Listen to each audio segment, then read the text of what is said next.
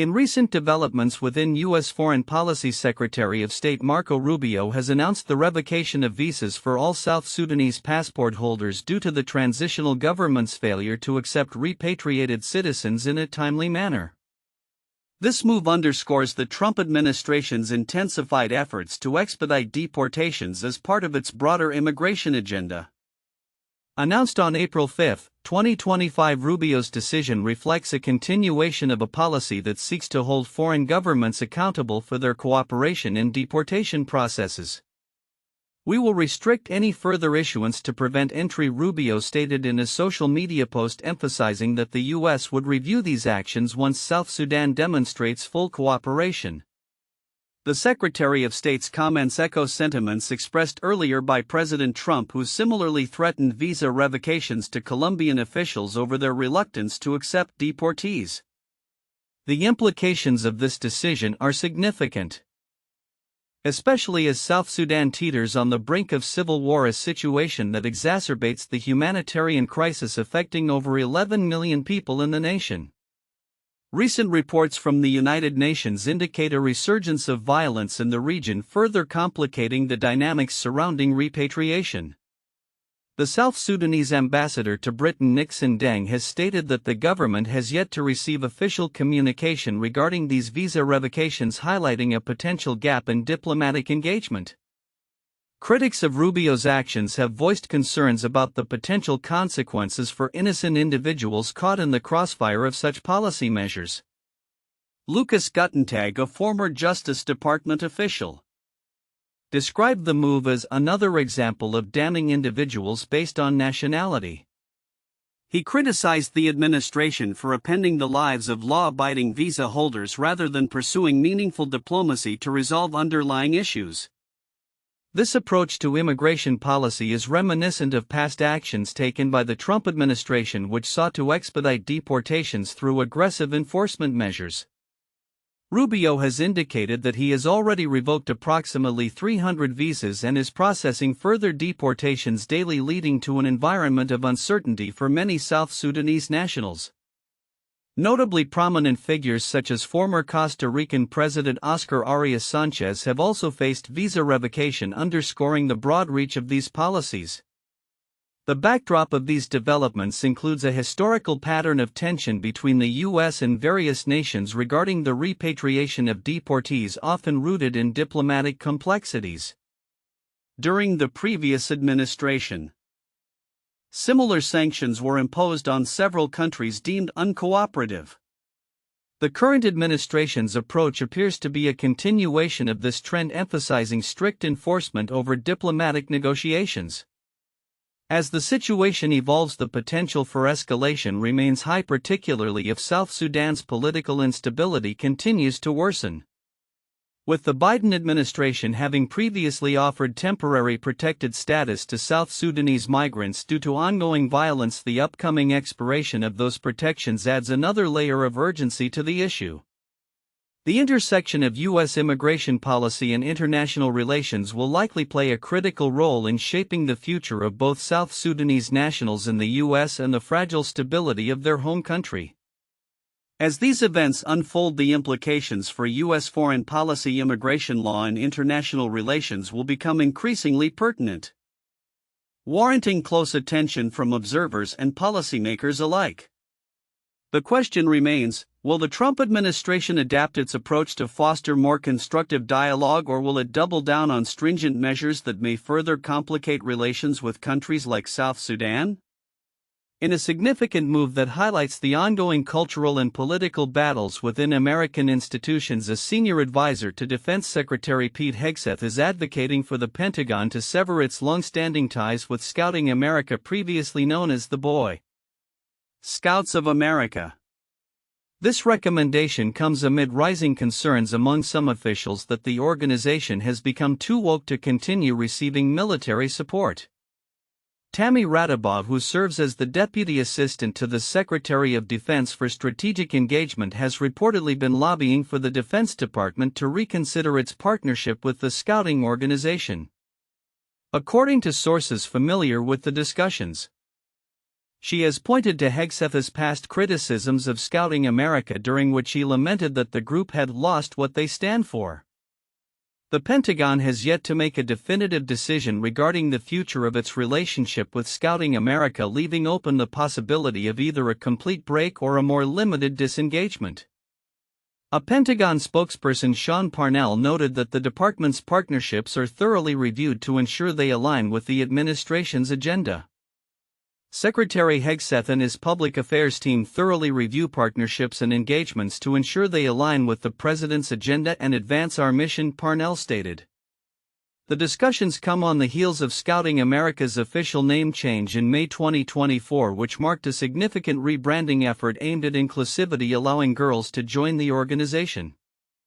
Hegseth has previously criticized this shift, framing it as part of broader leftist efforts to dilute traditional institutions.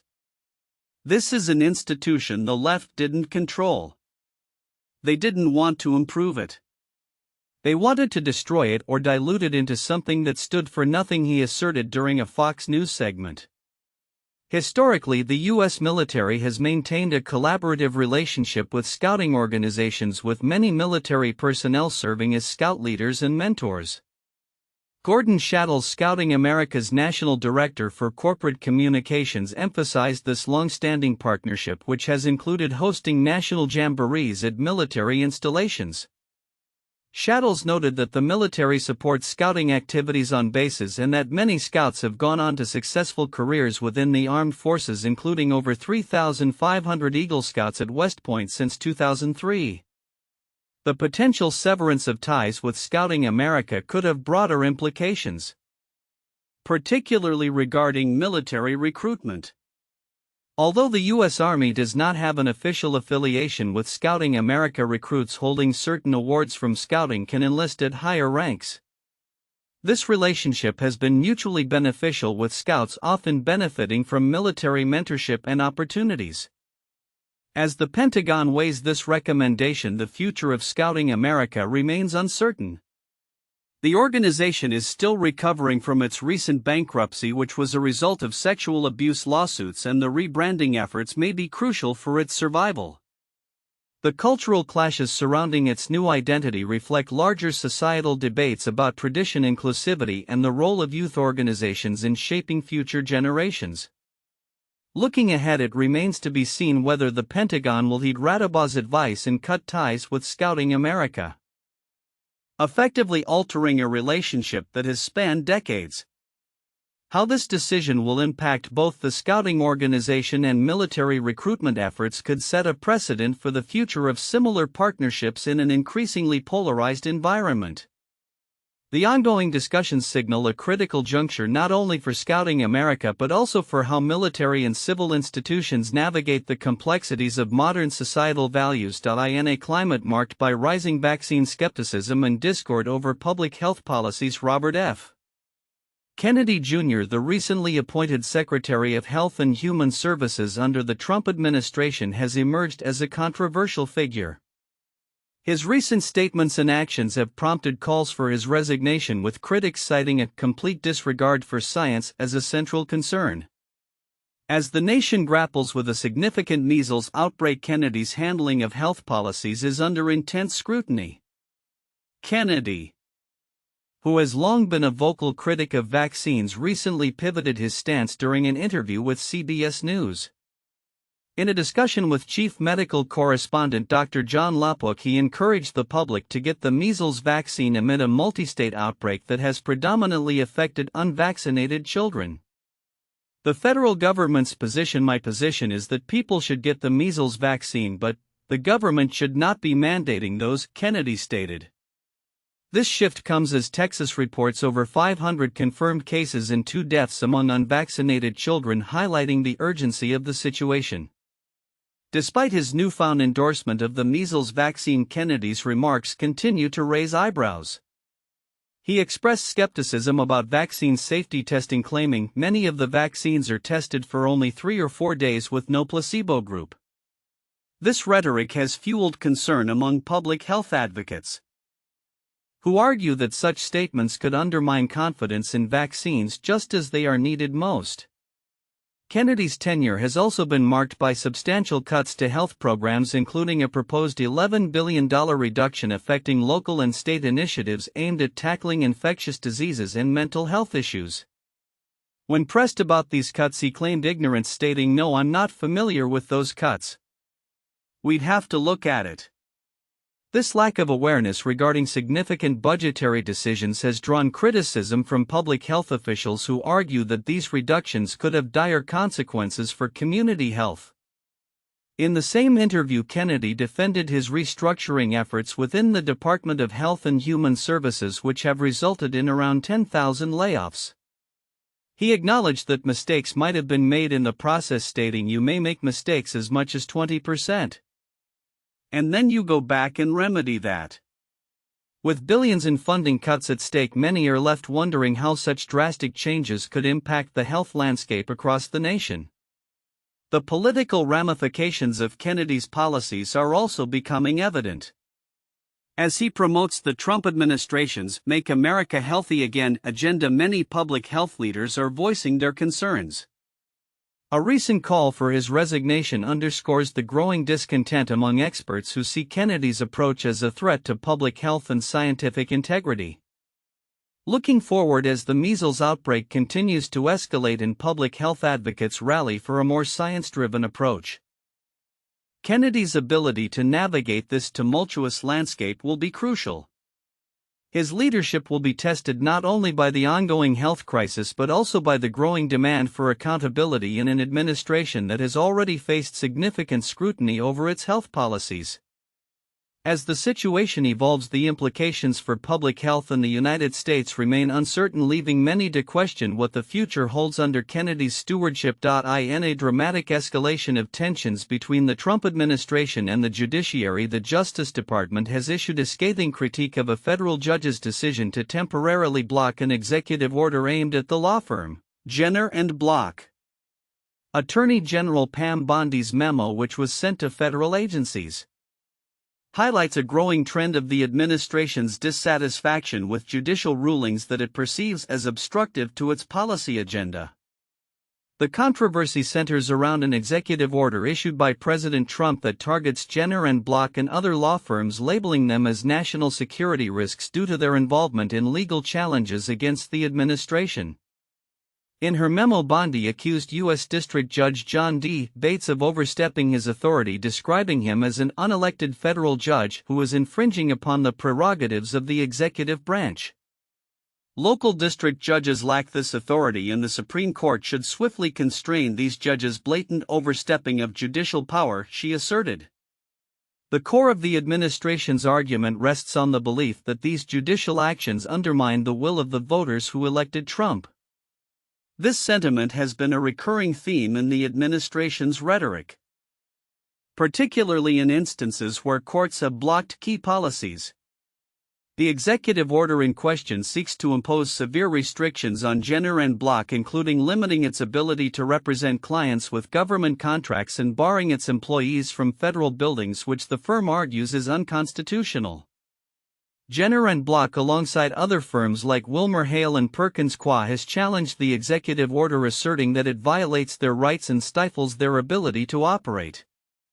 In their legal filings, these firms contend that the executive actions are retaliatory, stemming from their involvement in legal challenges to Trump's initiatives, including those related to immigration and healthcare policies.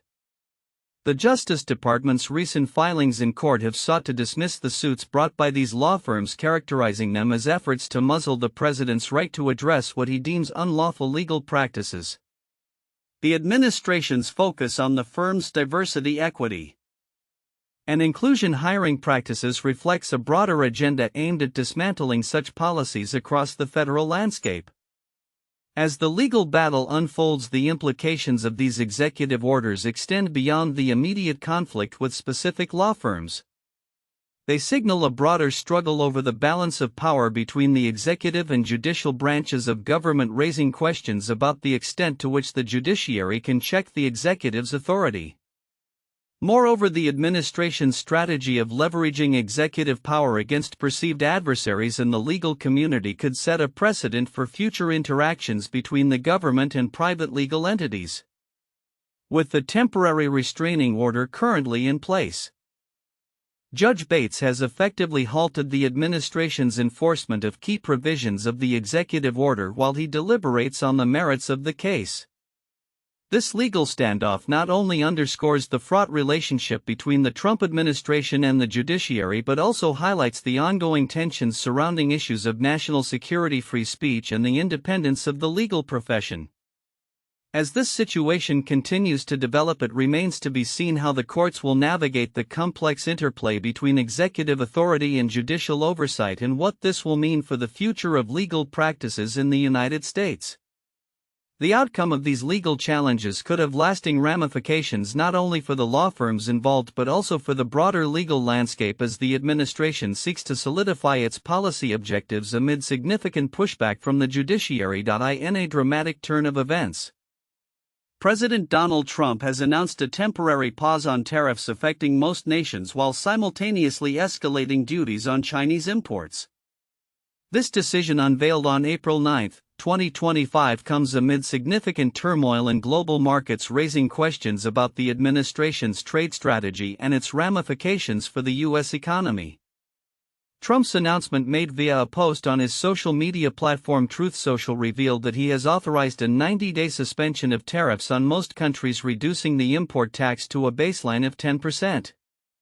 In stark contrast, he has raised tariffs on Chinese goods to an unprecedented 125%.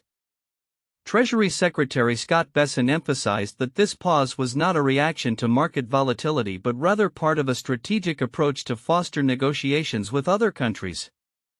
"We've seen a lot of interest in talking to us, and this is the president's strategy," Bessent stated, dismissing claims that the stock market's decline had influenced the decision. Market reactions were immediate and favorable. Following Trump's announcement, the S&P 500 surged by 7.8% while the Dow Jones Industrial Average skyrocketed by nearly 2,500 points. This euphoria in the stock market contrasts starkly with the chaos that preceded it, during which fears of a liquidity crisis in the bond market loomed large. Bessent, however, downplayed these concerns, referring to the bond market's instability as a typical deleveraging process rather than a crisis. Despite the apparent relief in financial markets, the political landscape remains fraught with tension. Democratic leaders such as Senate Minority Leader Chuck Schumer criticized Trump's tariff strategy as chaotic and inconsistent. "He is reeling, he is retreating, and that is a good thing," Schumer remarked, reflecting the opposition's hope that public pressure might lead to a more stable economic policy. Polls indicate that a significant majority of voters anticipate short-term harm to the U.S. economy from these tariffs, with nearly 70% expressing concerns about the potential impacts. The international response has been swift and retaliatory. China announced it would raise its tariff on U.S. goods to 84%, a significant escalation from 34% effective April 10. The Chinese government has vowed to fight to the end, signaling its determination to counter U.S. moves aggressively. This intensification of trade tensions is not only a source of concern for economists but also poses a risk to U.S. relationships with crucial allies in the Asia-Pacific region, as House Democrats have pointed out. With the global economy facing a precarious balance, business leaders are sounding alarms about the potential for a recession driven by these escalating trade wars. As negotiations with various countries begin to unfold, the administration's strategy will be put to the test. Many economists argue that the long-term health of the economy hinges on whether the tariffs can be converted into favorable trade deals rather than remaining a source of conflict. Looking ahead, the fallout from this latest tariff maneuvering will likely reverberate through markets and economies worldwide. The administration's ability to navigate these turbulent waters while maintaining a coherent trade policy will be critical. As the situation develops, investors and policymakers alike will be watching closely to see if negotiations can restore stability or whether the tariffs will further entrench divisions in the global trading system. In a striking turn of events, Commerce Secretary Howard Lutnick has found himself at the center of controversy following President Donald Trump's announcement of a 90-day pause on tariffs, a decision that Lutnick seemed eager to claim credit for despite having been one of the most vocal proponents of such tariffs in the first place. The announcement made on April 9, 2025 came amidst growing tensions regarding international trade, particularly concerning China, which remains unaffected by the temporary halt. Lutnick made headlines shortly after the announcement when he took to social media platform X, tweeting about being present alongside Treasury Secretary Scott Bessent as Trump crafted what he described as one of the most extraordinary truth posts of his presidency. He asserted the world is ready to work with President Trump to fix global trade, while China has chosen a different path indefinitely. This pivot toward a more conciliatory stance on tariffs starkly contrasts with Lutnick's earlier enthusiasm for the very policies he now seems to downplay. Just a week prior, Lutnick proudly displayed a chart in the White House Rose Garden detailing Trump's reciprocal tariffs on numerous countries, asserting his central role in the administration's trade strategy. Reports indicate that he has often boasted about being the architect behind the tariff initiatives, emphasizing how they would turbocharge U.S. economic growth and reset the power of the United States of America. However, this rhetoric came at a time when the market reacted negatively to the tariffs, with many investors expressing concerns over a potential recession. The timing of Lutnick's tweets raises questions about the administration's cohesion and the potential for political maneuvering. Critics have noted that his sudden attempt to align himself with a more diplomatic approach to trade is inconsistent with his previous assertions that the tariffs were a necessary step for national economic strength. Lutnick's previous statements included a bold declaration that this is Donald Trump's agenda and we're all here to help him execute, underscoring his staunch support for the administration's aggressive trade policies. In addition to his role in the tariff discussions, Lutnick has also faced scrutiny for his recent comments on Fox News, where he urged viewers to buy shares in Tesla, the electric vehicle company led by Elon Musk. His passionate endorsement came at a time when Tesla's stock was struggling, prompting critics to question the ethics of a government official promoting a private company so closely associated with the president and his policies. This has led to allegations of potential violations of the Hatch Act, which prohibits federal officials from using their positions for personal financial gain. Critics online were quick to respond, with many accusing Lutnick of a serious breach of ethics and trust. Comments ranged from concerns about his possible financial interests in Tesla to broader implications regarding the integrity of government officials endorsing private companies.